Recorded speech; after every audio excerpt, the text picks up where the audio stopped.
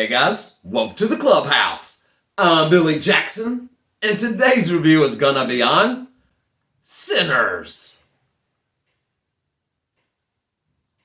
Okay, now first of all, happy Easter to everybody. I hope you guys have a good time spending it with your friends and family, eating like I always like to do. And I just wanted to wish everybody a happy Easter. That being said, sorry if I look like I just woke up because I did, and I'm a little disheveled, so I'm trying to get this video done for you guys before I get my Easter started.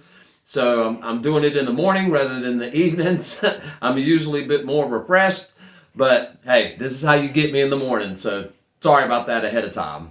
Anyway, Sinners. Now, when I first saw the trailer for this, I was excited about it. I love a good vampire movie set in the 1930s. I'm not really big on period pieces normally, but if it's a scary monster movie, I'm down for it.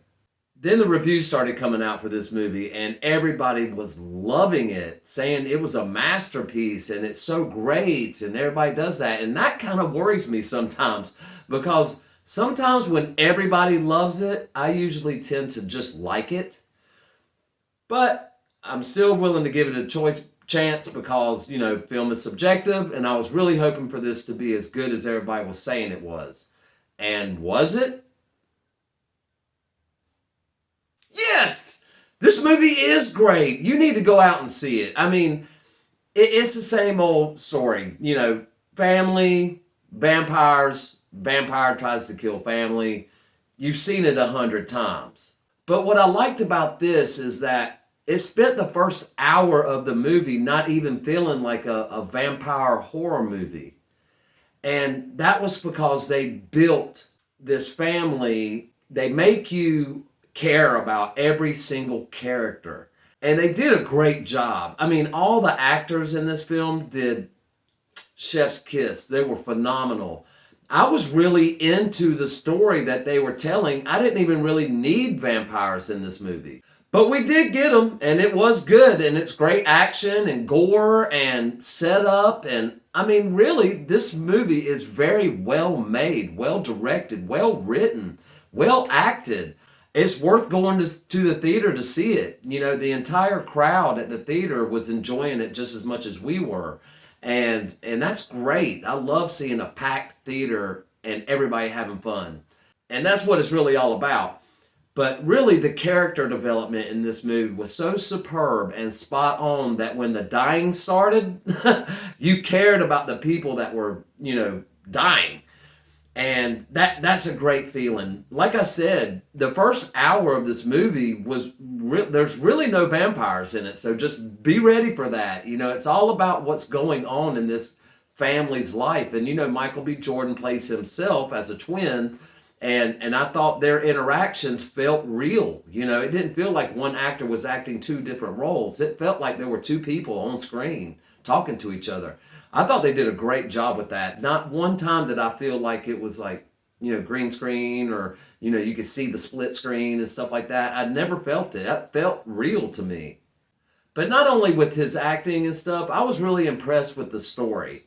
Like I was saying earlier, I could have watched a movie about what they were showing me in the first hour. I did not need vampires in this movie. I was into what was going on in this family's life, and the whole community's, involvement in everything that was going on. I was into it. I was engaged with this movie without vampires. And I thought vampires were just going to be in this entire movie, but they aren't. They're really in the third act of the movie, which was also great. I thought they did a great job with the vampires. I mean, you don't have any backstory about them. They just kind of show up at this event and just start killing people, and people start dying, and how it ended I thought was smart. It just well done, guys, and a great time. I think you will love this movie, honestly. I mean, I loved it. I mean, I don't think it's going to win any Oscars or anything like that, but it was definitely, a fun watch. It was a good watch. I didn't feel bored at any time. It's over 2 hours long, and we didn't feel like it was 2 hours long. We walked out going, that was 2 2 hours, 20 minutes. It didn't feel like that, even though it's kind of slow paced. And that's why I say about some slow pacing is great if you do it right. And they did it right in this movie.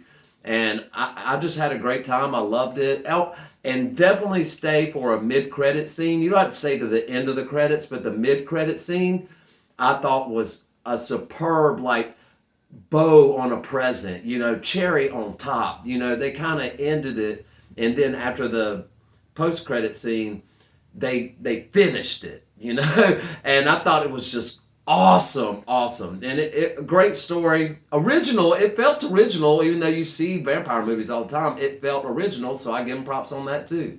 But anyway, guys, it's not all about what I think. What do you think? Have you seen Sinners? Do you plan on watching it? Let me know in the comments below. Remember to like my videos and subscribe to my channel. And as always, make yourself happy every day. And the only way to do that is to remember the only thing stopping you is you stopping.